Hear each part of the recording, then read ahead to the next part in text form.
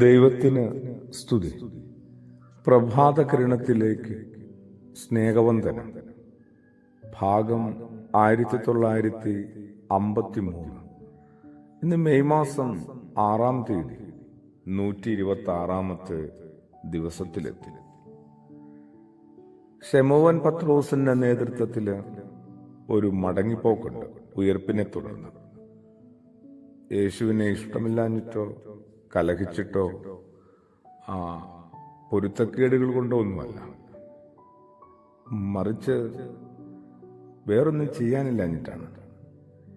എൻ്റെ നിങ്ങളുടെയും ഒക്കെ ജീവിതത്തിൽ ഇത്തരം ചില നിസ്സഹാവ്യവസ്ഥകൾ ഉണ്ടാവും. പ്രതീക്ഷിച്ചതുപോലും ഒന്നുമല്ല കാര്യങ്ങൾ സംഭവിച്ചതും സംഭവിക്കുന്നതും. മടുത്തു, ഇനി എന്തെങ്കിലും ആവട്ടെ. അതോടുകൂടി ലക്ഷ്യം തെറ്റുന്നുണ്ട്, ഫോക്കസൊക്കെ നഷ്ടപ്പെടുന്നുണ്ട്, ഏകാഗ്രത ഒട്ടുമില്ലാതാവുന്നുണ്ട്. പത്രോസിന് മാത്രമല്ല, ഒപ്പം 6 പേരും കൂടെ ഉണ്ട്. 7-അംഗ സംഘമാണ്. അവരിങ്ങനെ തിബേരിയസ് കടപ്പുറത്തേക്ക് തങ്ങളുടെ പഴയ തൊഴിലിലേക്ക് മടങ്ങുകയാണ്. ആ രാത്രിയിൽ അവർ മുഴുവൻ നേരം അധ്വാനിച്ചിട്ടും അവർക്കൊന്നും കിട്ടിയില്ല. അതൊരു വല്ലാത്ത വിഫലമായ ഒരു ശ്രമമായിരുന്നു. നേരം വെളുക്കാറായപ്പോൾ യേശു കടൽക്കരയിൽ വന്നു നിന്നു. അങ്ങനെയാണ് ആ സംഘത്തിലെ ഒരുവനായ യോഹന്നാൻ ശ്ലീഹ എഴുതുന്നത്. നേരം വെളുക്കാറായപ്പോൾ കടൽക്കരയിൽ യേശു എത്തുന്നു. അതിലും പ്രധാനപ്പെട്ടതാണ് തൊട്ടു ചേർന്ന് വരുന്ന യോഹന്നാന്റെ എഴുത്ത്. എന്നാൽ അത് യേശുവാണെന്ന് ശിഷ്യന്മാർ അറിഞ്ഞില്ല. താൻ ഉൾപ്പെടെ 6-7 പേരും യേശുവിനെ തിരിച്ചറിഞ്ഞില്ല. ഉയർപ്പിന് ശേഷം നമ്മൾ ശ്രദ്ധിച്ചിട്ടുണ്ടോ എന്നറിയില്ല, യേശുവിനെ പലർക്കും അങ്ങോട്ട് തിരിച്ചറിയാൻ പറ്റാതെ പോകുന്നുണ്ട്. മനസ്സിലാക്കാനായിട്ട് പാടുപെടുന്നുണ്ട്, തീരെ മനസ്സിലാവുന്നില്ല.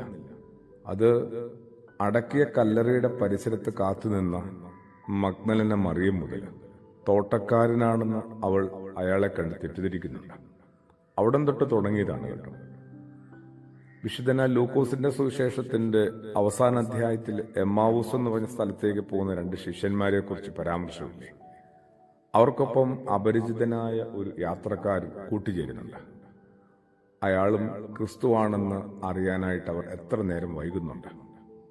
ഇതാ ഇങ്ങനെ ഒരു തടാകത്തിന്റെ കരയിൽ യേശു വന്ന് നിൽക്കുക. നേരം വെളുത്തു എന്നോട് പറയുമ്പം പ്രകാശമുണ്ട്. എന്നിട്ടും അത് യേശുവാണെന്ന് തിരിച്ചറിയാനായിട്ട് അവന്റെ ശിഷ്യന്മാർക്ക് കഴിയാതെ പോകുന്നു. കുറെ കൂടി ഒതുങ്ങിയല്ലേ യേശു? എല്ലാ മഹത്വവും പ്രതാപവും വേണ്ടെന്ന് വെക്കുന്നുണ്ട്. കുറെ കൂടി നമ്മുടെ ഭാഷയിൽ പറഞ്ഞ് സിമ്പിൾ ആവുന്നു. പക്ഷെ നമ്മളിപ്പോഴോ കഷ്ടമാണല്ലേ.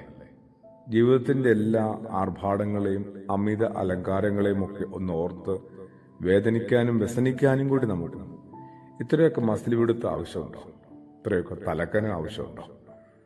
കുറെ കൂടി നമ്മൾ ഒരു പച്ച മനുഷ്യനായി മാറാനായിട്ട് നമുക്ക് പ്രാർത്ഥിക്കാം, ഒരുങ്ങാം. ആമേൻ.